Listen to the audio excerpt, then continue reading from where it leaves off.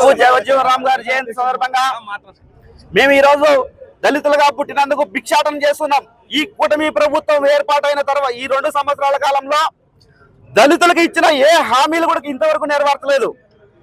MSME కింద దళితులు దాదాపు అంటే రాష్ట్రంలో 10,000 మంది వాహనాలు తీసుకొని ఈ రోజు దానికి రావాల్సిన ఇన్సెంటివ్స్ రాక అర్ధనగ్నంగా ఏపీఐసిసి ఆఫీస్ ముందే ధర్నా చేస్తే వాళ్ళకు కూడా ఈ రోజు ఏ విషయం కూడా చెప్పలేని పరిస్థితి ఈ రోజు ఈ కూటమి ప్రభుత్వం. అందుకే మేము అడుగుతున్నాం, అయ్యా చంద్రబాబు నాయుడు గారు, దళితులకు ఇచ్చిన హామీలు ఏమైనాయి? మీ సూపర్ 6 హామీ పథకాలు ఏమైనాయి?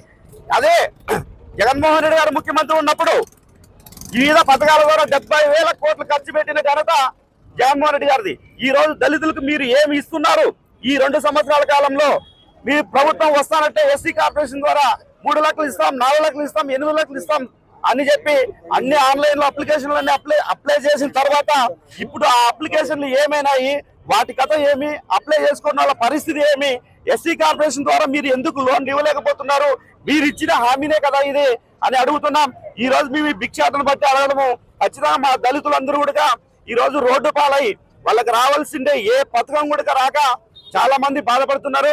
ఇదే కూటమి ప్రభుత్వం అందరికీ తెలియజేయడం ఏమనగా, ఖచ్చితంగా మీరు చెప్పిన హామీలు నెరవేర్చకపోతే మేము వైఎస్ఆర్సీపీ ఎస్సీ సెల్ తరఫున ఖచ్చితంగా భిక్షాటన చేసి రోడ్డుకి ఎక్కడానికి మేము సిద్ధంగా ఉన్నాం.